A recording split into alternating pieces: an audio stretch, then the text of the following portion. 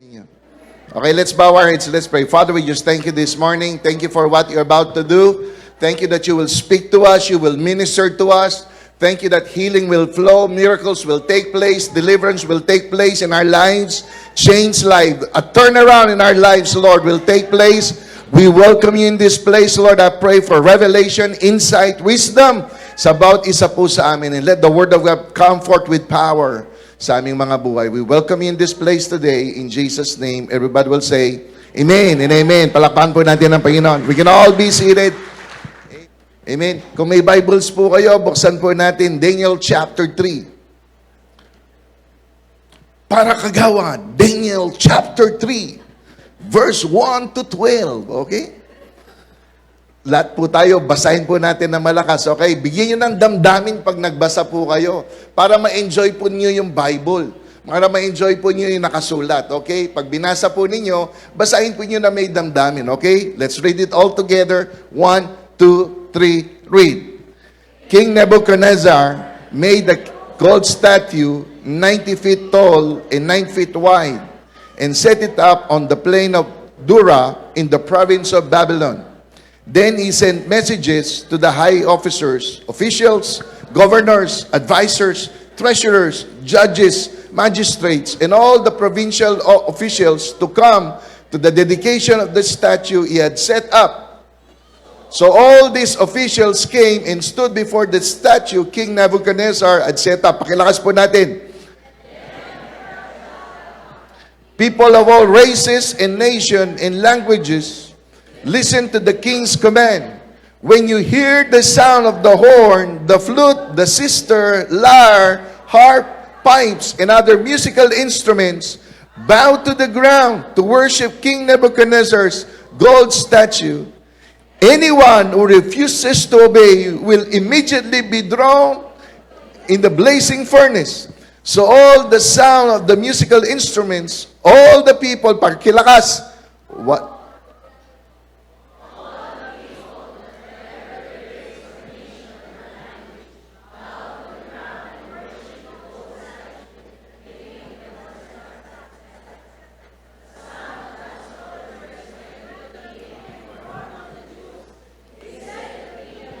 Pakilakas.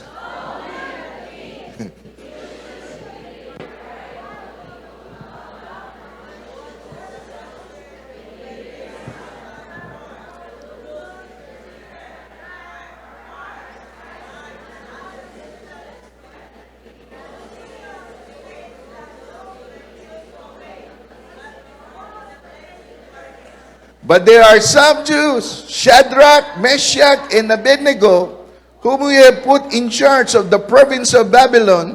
They pay no attention to you, your majesty. They refuse to serve your gods and do not worship the gold statue you have set up. Pagbalain po ng Diyos ang kanyang salita. Nasa series po tayong increased commitment. Sabihin po natin, commitment. Pakilakas. First row. Second row. Third row. Fourth row. Commitment. Nasa series po tayong increased commitment. Yung kwento pong ito, most of you, you know the story. Si Haring Nebuchadnezzar, siya po ay nagtayo ng malaking statwa. Sabi po ng Bible, 90 feet tall. Mataas po ito ha. Tapos 9 feet wide. Parang tore din siya.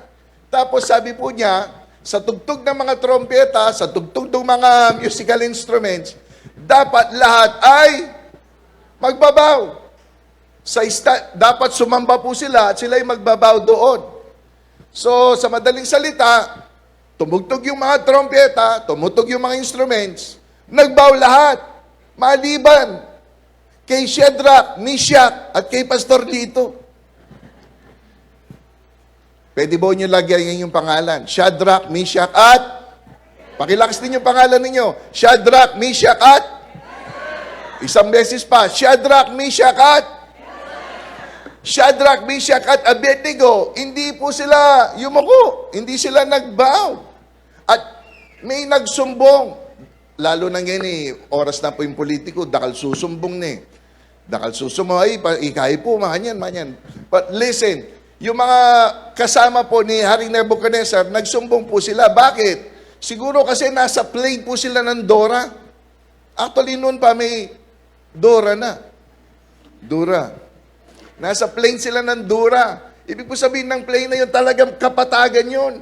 Sa sobrang dami po nila, syempre, ikaw, hari, hindi mo mapapansin. So, nung tumugtog yung mga trompeta, nagbaw sila lahat. Pero syempre, may mga tatlo, ikaapat ka. Pakisabi sa tabi mo, ikaapat ako. Pakilakas. Yung tatlo, hindi po sila nagbaw. So may nagsumbong, sabi nila, mahal na hari, di ba sinabi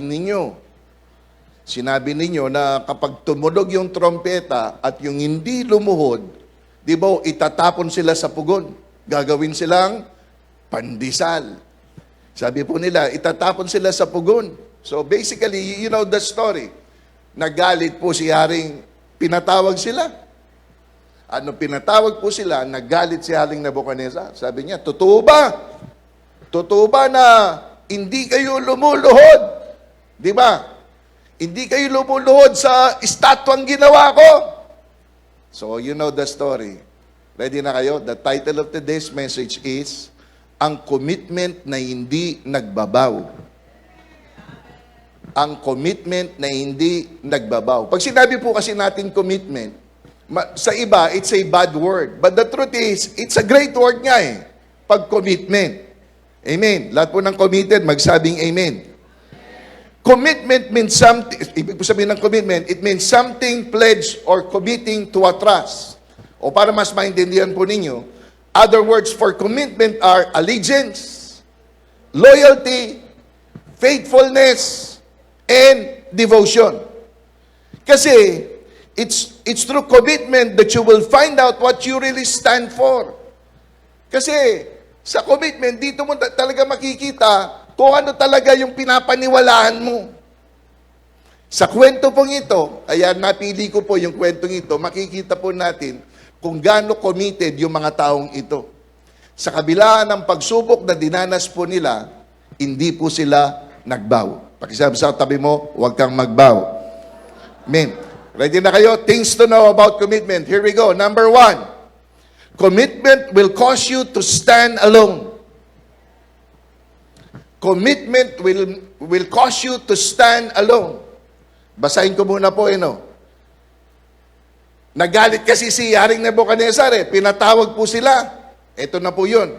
Verse 13, sabi po niya, then Nebuchadnezzar flew into rage. Talagang sobrang galit niya. And ordered that Shadrach, Meshach, and Abednego be brought to him. Sa panahon po yun, nakakatakot. Yung patawag ka lang ng hari, nakakatakot talaga. Ngayon, patawag ka lang sa barangay, yung iba mas matapang pa sa kapitan Alam po ninyo, pinatawag sila, galit na galit yung hari. Siyempre, kung ikaw si Shadrach at Abednego, siguro medyo nanginginig ka. At sabi po, tuloy ko na sabi niya, when they were brought in, Nebuchadnezzar said to them, is it true, Shadrach, Meshach, and Abednego, that you refuse to serve my gods or to worship the gold statue that I set up? Sabi niya, totoo ba? Totoo ba, Peter? Totoo ba, Brandon? Totoo ba, boy, na hindi daw kayo lumuluhod sa estatwang ginawa ko? Totoo ba yun? Siyempre, kung ikaw si Shadrach, Meshach at Abednego, ano ang respond? Siyempre, siguro, hindi natin alam. Medyo nanginginig siguro. Siguro sabi ni Shadrach, yan nga manwang ko Nakakasikayabang katao. Masagli mo naman yung duko. Ginukuha na. Yan nga manwang ko siguro Pero, pinatawag po sila. Tapos, ito na yung sabi ni Haring Nebuchadnezzar, I will give you one more chance. Noon pa po, nandito na yung moving yon, one more chance. Alagad kong magpakaili ako, pamaili ako. Sabi niya, I will give you one more chance to bow down and worship the statue I have made when you hear the sound of the musical instruments. But if you refuse, here we go. But if you refuse, you will be thrown immediately into the blazing furnace. And then, what God will be able to rescue you from my power. Ito na po si Shadrach. Ito yung sagot po nila. Shadrach, Meshach, and Abednego replied, O Nebuchadnezzar, we do not need to defend ourselves before you. If we are thrown into the blazing furnace, the God, yan na, the God whom we serve is able to save us. He will rescue us from your power, your majesty. But even if He doesn't, we want to make it clear to you, your majesty, that we will never serve your gods or worship the gold statue you have set up. Anong tawag nila dyan? Commitment. Committed sila sa Diyos nila. Sabi ni Haring Nebuchadnezzar, sige, bibigyan ko kayo ng isang pagkakataon. Di ba, nasan yung mga musikero natin? Pwede bang umakyat kayo dito sa Panumandali? Di ba? Yan. Susubukan natin kung sino ang tatayo hanggang 3:00. Di ba? O yan. Ang birang statwa to. Anong statwa to? Okay? Sabi niya, bibigyan ko pa kayo ng isang chance pagtunog ng mga instrumentos na ito. Wala sila.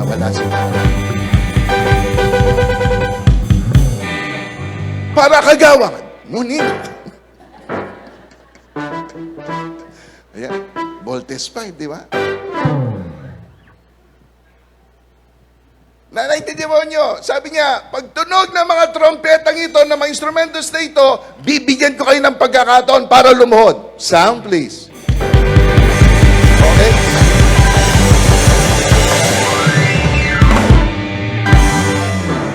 Kung ikaw si Shadrach at Abednego, how will you respond? Nabasa po natin yung respond natin. But the truth is, kung kayo sa araw na ito, kayo si Shadrach, Meshach at Abednego, at sinabi ng hari, kapag hindi kayo lumuhod, itatapon kayo sa pugon. Siguro may panyikulan eh. Siguro sabi ni Shadrach, baw tayo, mandali lang.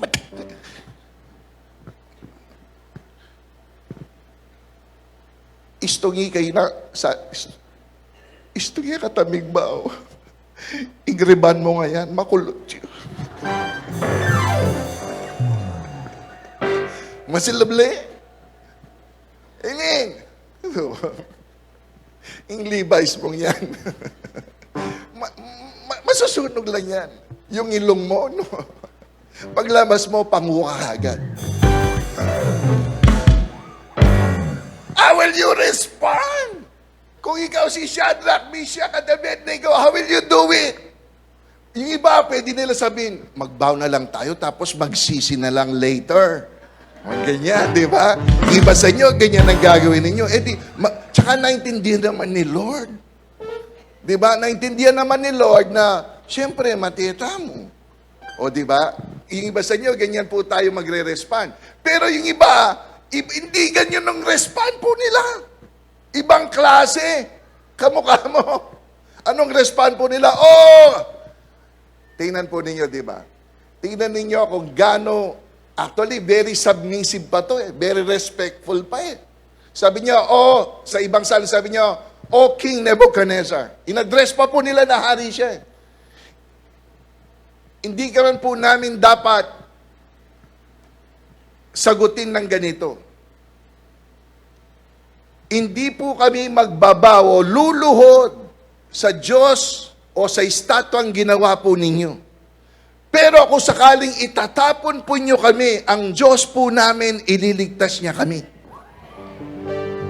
Parang tumayo kanina si Shane.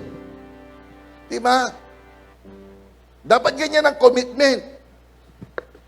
Dapat ganyan yung commitment. Magutom ka o hindi ka magugutom, ibibigay mo yung kay Lord. Come on now. Ay, Ali, pwede naman next month na mo. Pero ito, listen, this is life and death situation. Mas malupit ito.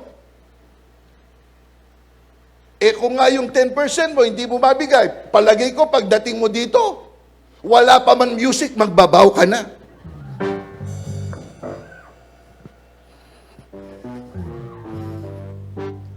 Tapos na po tayo, makakauwi na po kayo. Amen! Ito, life and death, pero nakayanan pa nila. Sa atin, minsan 10% lang, kala mo, mamamatay ka.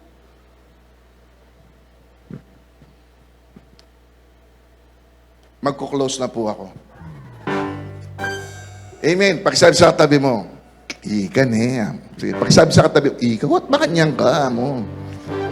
Naintindihan ba ninyo? You see, when you make a commitment of any kind, natural or spiritual, you will be led to a fork in the road where you can take the easy way or stay with your commitment. Madali lang pong magbow. Actually, hindi naman nila kailangan yung musical instruments. Nung sinabi lang ni Nebuchadnezzar, pagtunog ng trompeta o pagtunog ng mga instrumentos, madali lang, gaganyan lang. Pero iba yung committed. Amen. Iba yung committed. Hindi sila nagbow. Pero nandun sila sa pagkakataon that they need to make a choice. Ang pinakamadali, magbow. Yung pinakamahirap, tumayo. Alam ba ninyo, minsan, mahirap tayuan yung mga bagay na inyong pinapaniwalaan. Minsan, matitis yan.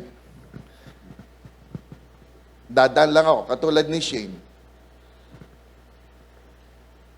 Magkano lang yung 10% niya?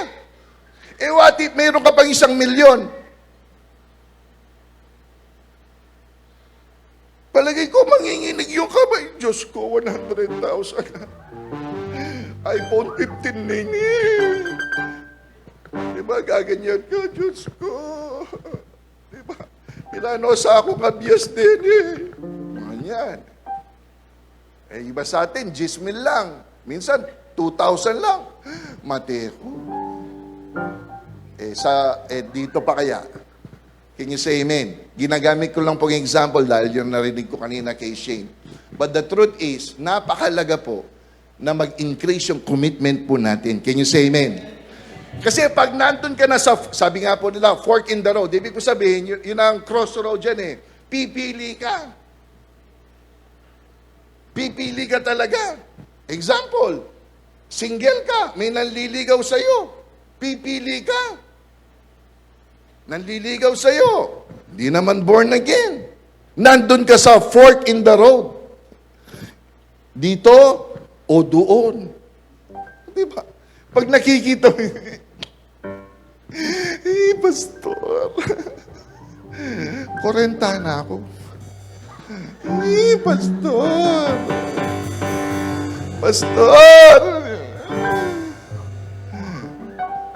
Pastor, 30 na ako. Kadalang lang dumating yung mga mababait na lalaki. Tingin, lahat po naman liligaw sa inyo, guaranteed dyan, mabait.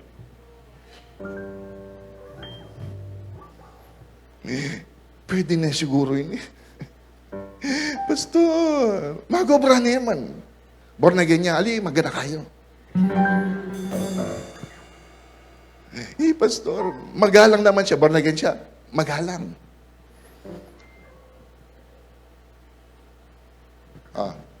Hindi po kasi lahat ng pogi. Sino dito gusto po niyo makapag-asawa po kayo ng pogi? Amen. Amen.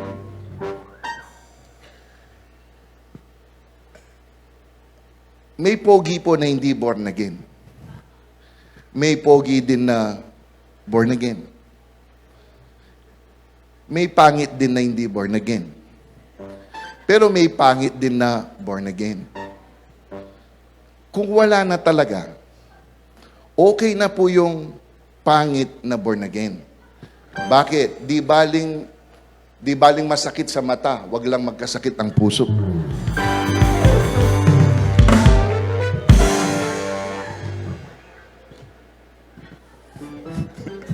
Di baling masaktan ang mata, wag lang ang puso.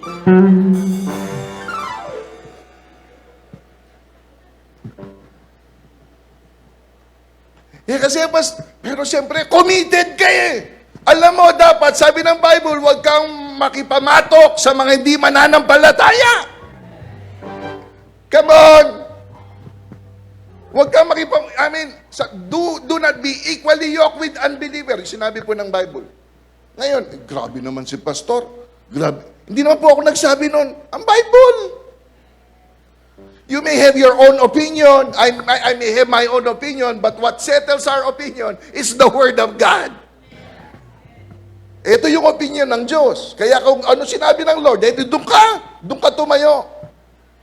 Amen. Yung si Shadrach, Meshach, at Abednego, sabi ng Diyos sa kanila, huwag kayong sumamba sa anuman mga Diyos. There is no other God than Him. Yun ang alam nila. Kaya hindi sila magbabaw, yun ang tinayuan po nila. Amen. You see, when you stand alone, you stand out. Hindi nyo nakuha, okay? When you stand alone, you stand out. Kapag tinatayuan ninyo, yung sinabi ng Diyos, aba naman, talagang you will stand out. Imagine, lahat nakalood, sila lang hindi. Sikat eh. Ang hindi nagbabaw, sumisikat. Ay, hindi nyo nakuha. Ang hindi nagbabaw, sumisikat. Amen.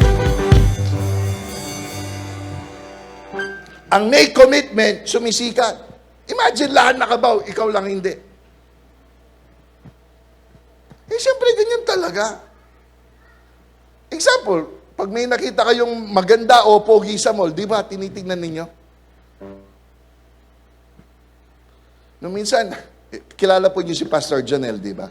Minsan invite natin dito, bayaw ko siya. Siya po ang pastor ng City Sanctuary sa San Fernando. Minsan, sabi nila, Dia, at saka diba, nung bata po sila, sabi nila pa, bakit pag si Tito Jonel lang naglalakad, lahat ng tao nakatingin sa kanya? Eh, dati po siyang model na Levi's tsaka Benz. Pag naglakad yun sa mall, mataas po siya ng konti sa akin. Mga 5'11 siya or almost 6 po siya. Pag naglakad siya sa mall, dahil model, ganyan siya maglakad. Eh, siyempre yung mga tao nakatingin lahat. Eh, pogi pa naman. Sabi nila, Di, sa akin, sabi ko sa kanila, gayahin-gayahan natin lahat. Kumanya kami lahat.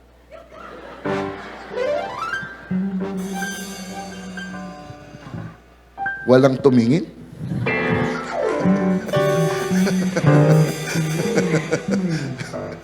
Walang tumingin. Diba? Kasi po, ang may commitment, sumisikat. Kaya, kayo po naniniwala sa Diyos. Kayong naniniwala sa Kanyang salita. Kapag tinayuan po ninyo yan, iaangat po kayo ni Lord. Pasisikatin kayo ni Lord.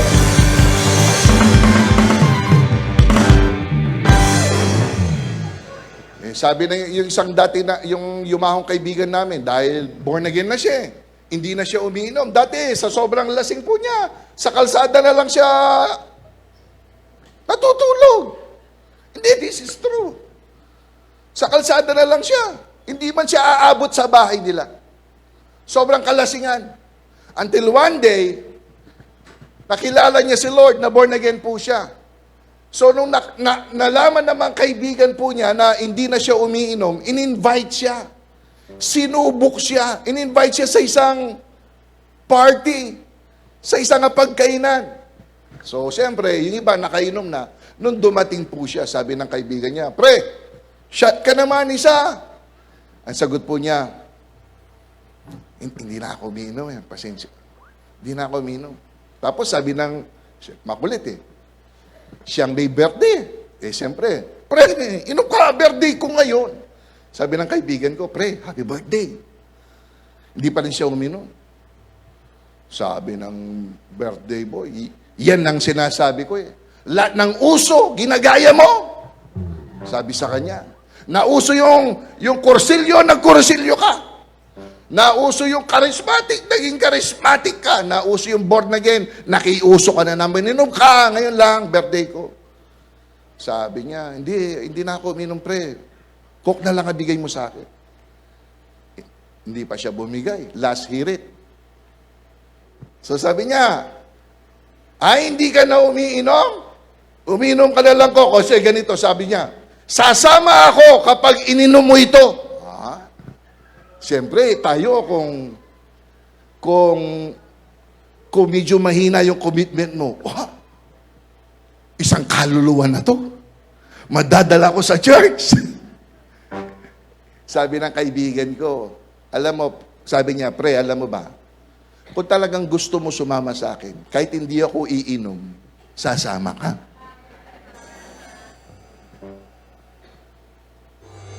So, ang point, hindi po siya yun. Why? Committed na siya sa kanyang pinapaniwalaan eh. Can you say amen? Naintindihan ba ho ninyo?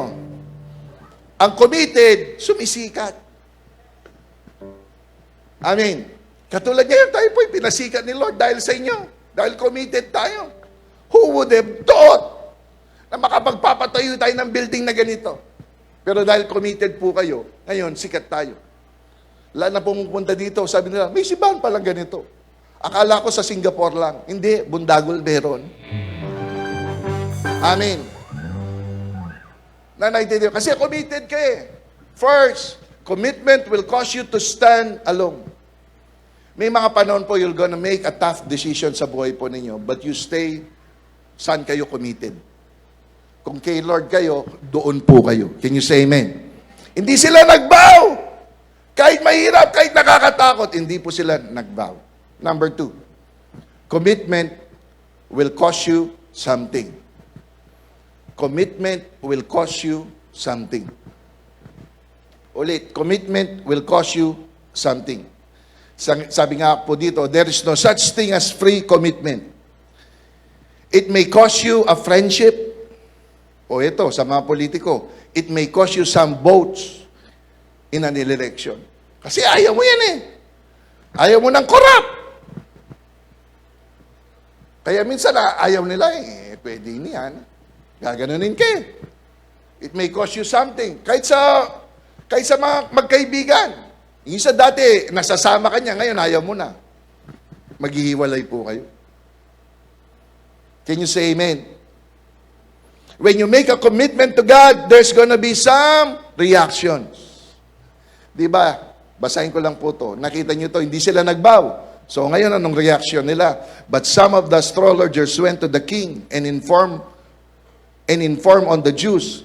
They said to King Nebuchadnezzar, long live the king. You issued a decree requiring all the people to bow and worship the gold statue that you have. Tapos sabi po nila, bibilisan ko na lang, that a decree also state that those who refuse to obey must be thrown in the blazing furnace. But there are some Jews, Shadrach, Meshach, and Abednego. Nagsumbong sila kasi nakita hindi sila nagbow.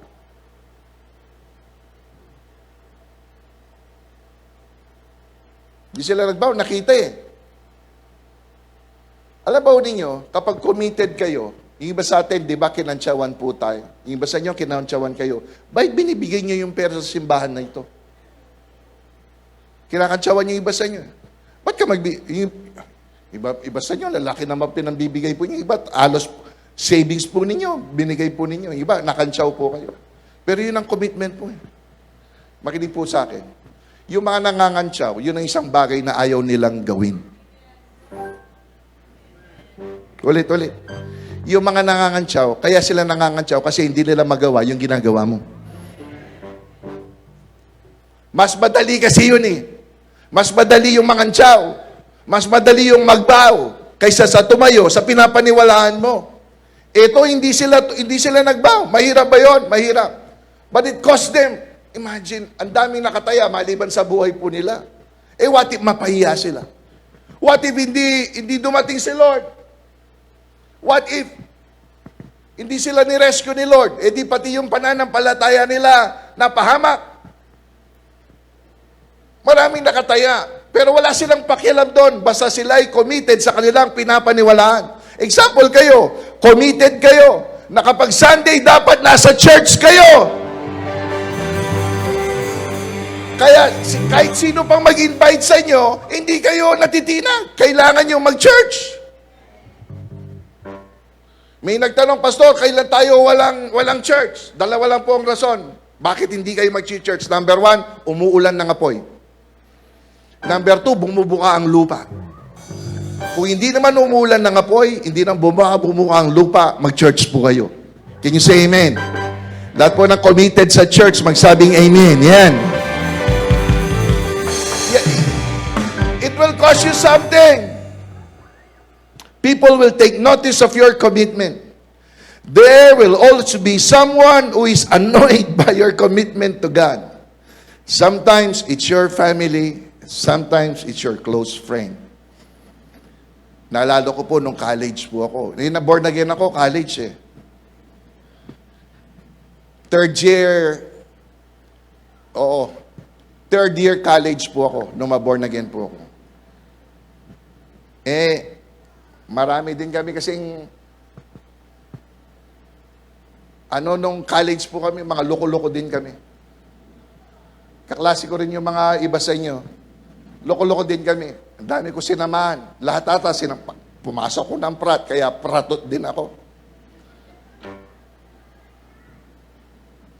Sa Holy Angel, walang makagalaw sa amin. Bakit? Pag lumabas po kami, akong pinakamaliit sa grupo po namin. Kaya walang makagalaw sa amin. Pero nung na-born again ako, sabi na Lord sa akin, umiwalay ka sa mga to. Masisira buhay mo kapag hindi ka umiwalay dito. Imagine, ilang taong kong kasama yung mga kulokoy na to. Every night, sabay-sabay po kami umuwi. Pag lumabas ako ng alas 8 noon, maghihintay pa ako ng 1 oras para hintayin namin yung ibang kaibigan po namin para pag umuwi kami, isang jeep kami. Pero one day, sabi ng Lord sa akin, umiwalay ka dito kasi masisira buhay mo dito. Mahirap ba yun? Mahirap. Dati mo silang kasama eh. Tapos, inahanap nila ako, sabi niya, nasa silito. Hindi na sila nakikita. Pambira, nagpari na yung kaibigan natin. Ganyan po sila. Imagine, dati umuwi ka, dami mong kasama, tapos all of a sudden, uuwi ka, sasakay kayo ng jeep from Holy Angel, uwi ka, ikaw mag-isa. Pero ginawa ko yun. Sana,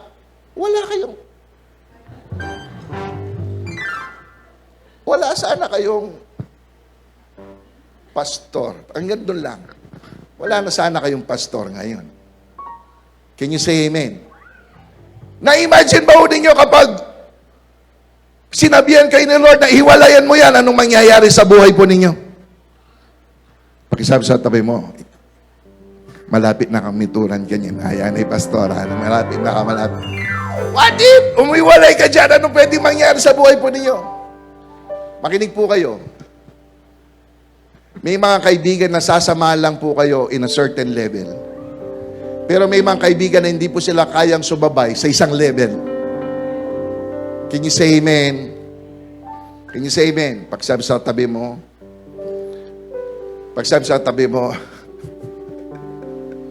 malapit ka ng tamaan. Yan. Siyempre, when you believe something, you will commit to something. Kaya tingnan mo yung mga talong Ibreyong ito, si Shadrach, Meshach at Abednego. Wala silang pakialam kahit mawalan sila. Actually, wala man silang pakialam kahit mamatay sila. Ang mahalaga, yung commitment nila. Wag na ako lumayo. Tingnan po niyo mga Sabadista. Pag Sabado, hindi mo sila mapapatrabaho.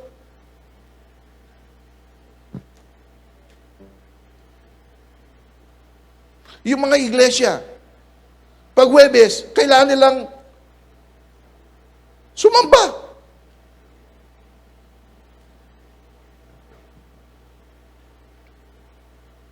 Iglesia, ano pa?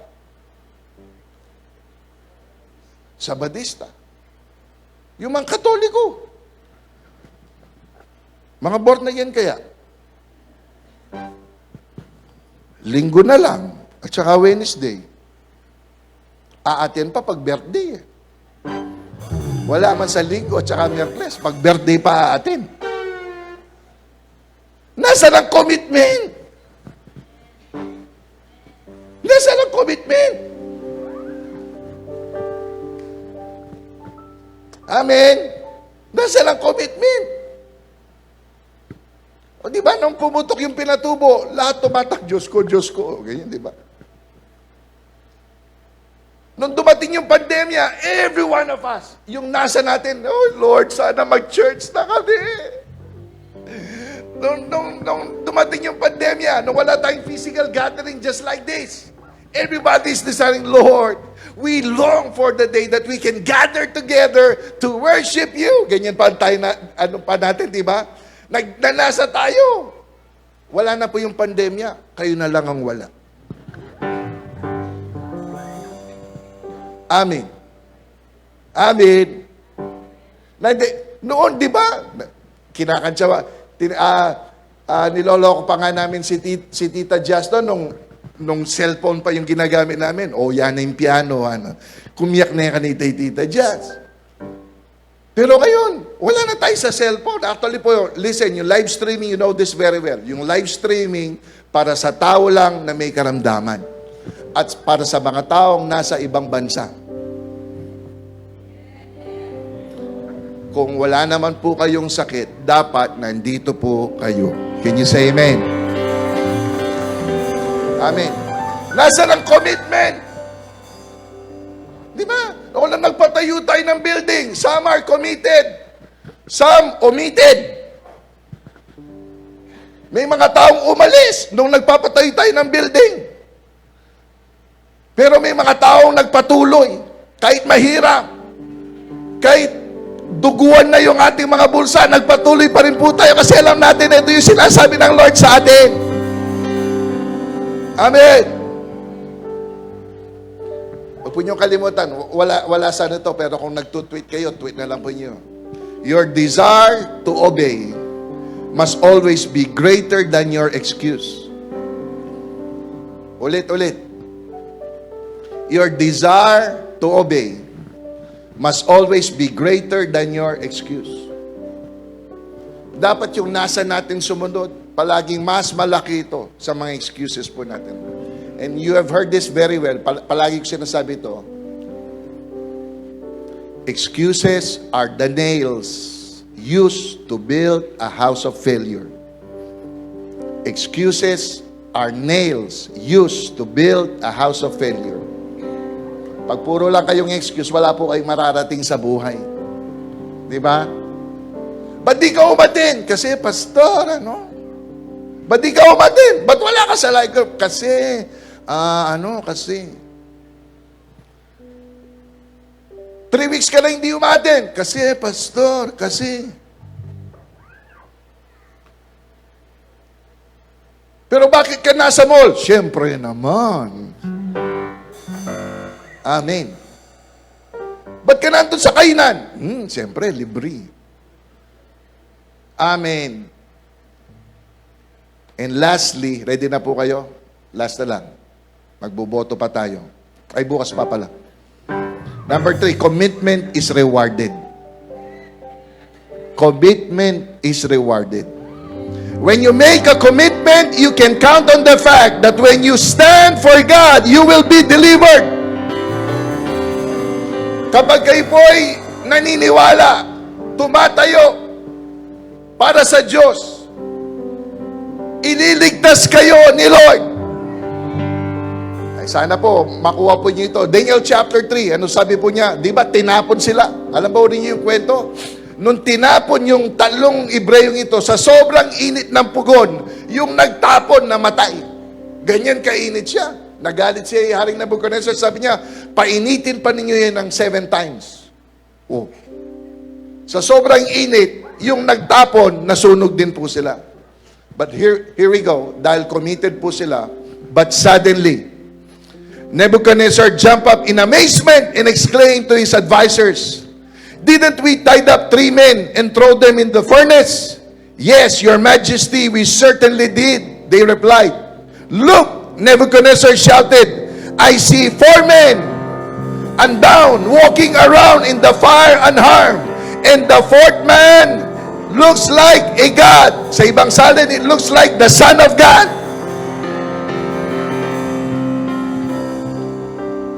Di ba sabi niya, di ba 3 yung tinapon natin, pero bakit 4 sila? Tatlo yung tinapon natin, pero bakit 4 sila? Sabi niya, hindi man sila na nawala yung tali nila. You see, when you stand for God, when you stand committed sa mga pangako ng Diyos, sa mga bagay na pinapaniwalaan po ninyo, akala ninyo, kayo lang nag-iisa, pero may isa pang sasama sa inyo. And His name is Jesus. Can you say amen? Marahil hindi po nyo siya nakikita, pero nandyan siya. Hindi nyo namamalayan. Oo, mainit sa labas, pero sa loob, sasamahan po kayo ng Diyos. And the Bible said they were unharmed. Ni isang buhok, walang nasunog sa kanila. Pakisigawan po niyo yung katabi, pakisabi sa kanya, sasamahan ka ni Lord. At ako po'y naniniwala kung may sitwasyon po kayo sa araw na ito. Akala ninyo mahirap, akala ninyo wala kayong lulusutan. Gusto ko po sabihin sa inyo, tayuan po ninyo, maniwala kayo sa Diyos. At ililigtas kayo ng Diyos, ilalabas kayo ng Diyos sa sitwasyon na ganito. Can you say amen? You see, commitment is rewarded. The first thing that natanggap ng 3 taong ito, they were delivered. Sinamahan sila ng Lord. And maybe today, you may not see Him, you may not feel Him, but that doesn't really matter. Bakit? Pinangako po niya, He will never leave you, nor forsake you. You may not see Him now, but He is with you. His name is Emmanuel, God with us. God with us.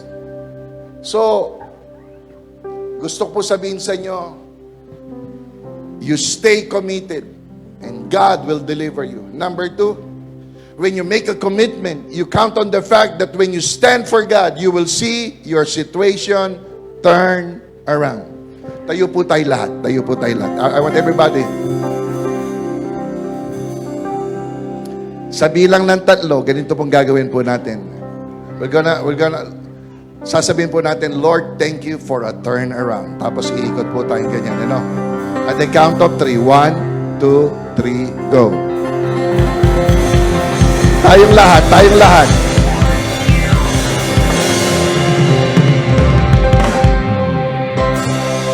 Bawal ang KJ, okay? 1, tayong lahat. Lord, thank you for a turnaround. 1, 2, 3. Lord, thank you for a turnaround.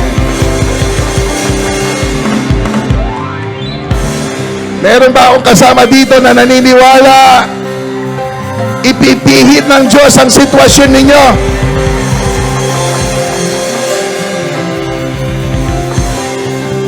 Sabi nila walang salary increase, pero kaya niyang ipihit, pwede ka magkaroon ng salary increase.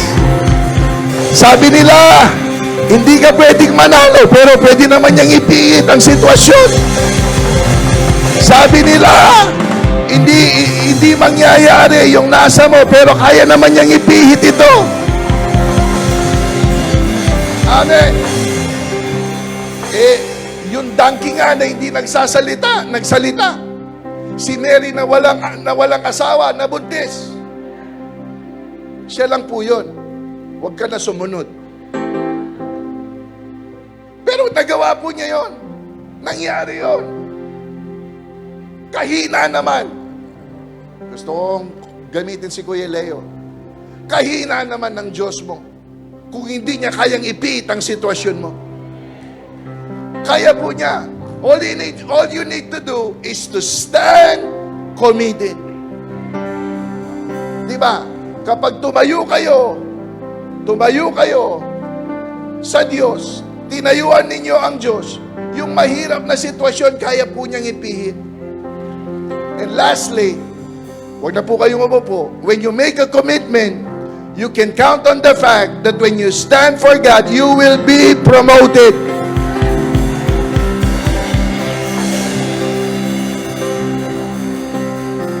Diba? You will be promoted. Ano po sabi niya? Daniel chapter 3 verse 13. Ano po sabi niya? Then the king promoted Shadrach, Meshach, and Abednego to even higher positions in the province of Babylon.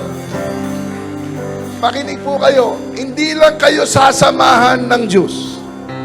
Hindi lang niya ipipihit ang iyong sitwasyon. Iaangat pa niya kayo. Ipopromote pa niya kayo. Diba? Marahil hindi po sa pera o sa posisyon o baka yung klase ng buhay mo, iaangat ka ng Diyos. Dati hindi maganda yung klase ng buhay mo, pero pwede ka na po niyang iangat. Can you say amen? Choose today to commit your life to God. A new commitment will enable you to receive great things from God. Lahat po tayo gusto po natin ito. Gusto natin yung mga matitinding bagay. And a new level of commitment will raise you to a new level of blessings. Alam po ninyo, minsan, sabi ko nga po dito, it is good to occasionally renew your commitment to God. Because it's that commitment that will bring you to the blessings of God sa buhay po ninyo. At bilang pantapos, the decision is yours today. Gusto ko po kayong tanungin, sino po sa inyo dito gusto nyong i-renew yung commitment ninyo sa Diyos sa umagang ito? If you're that person, I want you to lift up your hands. Thank you, Lord. Praise God. Sige po, taas po natin ang ating mga kamay. And Father, we just thank you this morning. I pray, and even as we lift up our hands, ito po'y opportunity na minsan pa i-commit po namin ang aming mga buhay sa inyo. Our lives are not perfect. Our lives are flawed. Lahat po ng mga buhay po namin may mancha ito. Lahat po ng mga buhay po namin may kahinaan ito. Kaya sa umagang ito, kinocommit po namin ang aming mga buhay sa inyo. Kayo lang ang may kakayahan na baguhin ang aming mga buhay. Ipihit ang aming mga sitwasyon. Kailangan may kakayahan na ma-promote po kami. So today, as a church, bilang mga anak po ninyo, kinocommit po namin ang aming mga buhay sa inyo minsan pa. Sa pangalan ni Jesus. Sa pangalan ni Jesus. Sa pangalan ni Jesus. Taas po natin ang ating mga sing this song.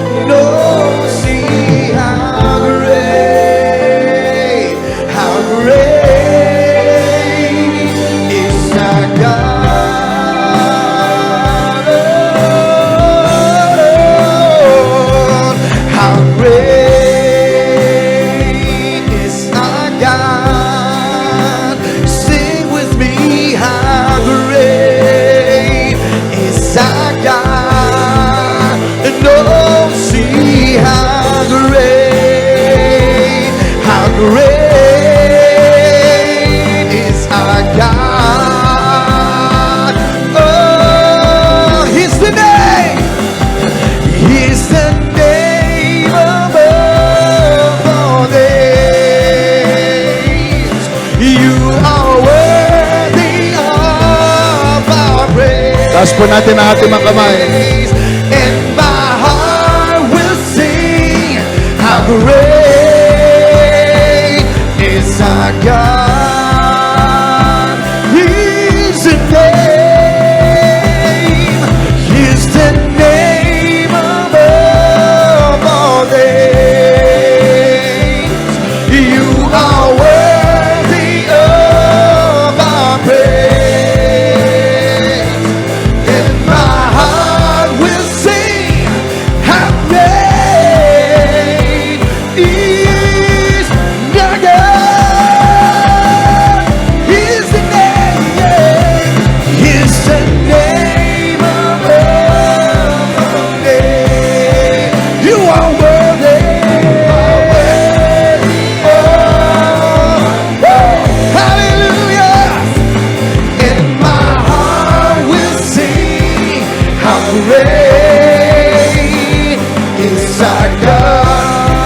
all together. Taas po natin ang ating mga kamay. Oh, His name is the name above.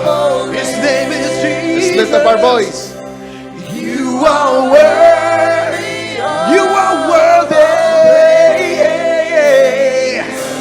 And my heart will sing how great is our God. Yeah. He's the name above all names. You are worthy of our praise, and my heart will sing how great is our God. How great, how great, how great is our God. Taas po natin ang ating mga tinig. Sing with me, how great is our God.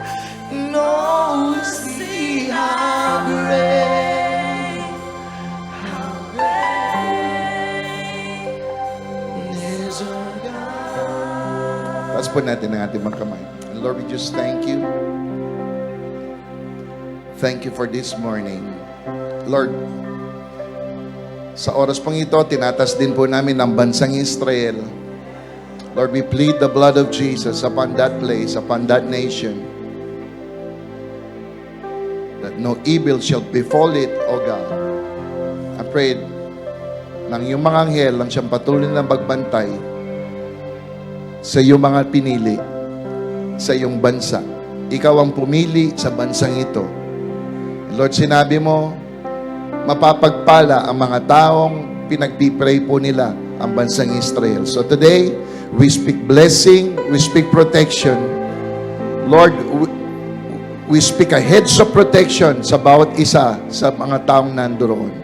And I pray for insight, for wisdom, para magawa po nila yung dapat gawin po nila sa digmaan na ito. At ganoon din po yung election na suon na mangyayari tomorrow. Kayo po ang magtalaga sa mga taong pinili po ninyo. At salamat po, we pray for divine protection sa lahat ng candidates. I pray for favor of God to rest upon them. At salamat po, ma-enjoy po nila, lalo pang lumalim ang kanilang nasa na mapaglingkuran kanila. And Lord, we just thank you. It's gonna be a great weekend. Mahaba yung bakasyon and we're gonna enjoy it. Salamat po sa gagawin po ninyo. Taas po natin ang ating mga kamay. May the Lord bless you. May the Lord keep you. May the Lord cause His face to shine upon you. May you experience His peace now and forever. May you be overwhelmed by the goodness of God. May you be blessed coming in. May you be blessed coming out. May you experience a surprise from God. May you experience a promotion, a deliverance, a turnaround in your situation. I bless you now in Jesus' name. Everybody will shout. Thank you for watching. Thank you for coming. God bless you.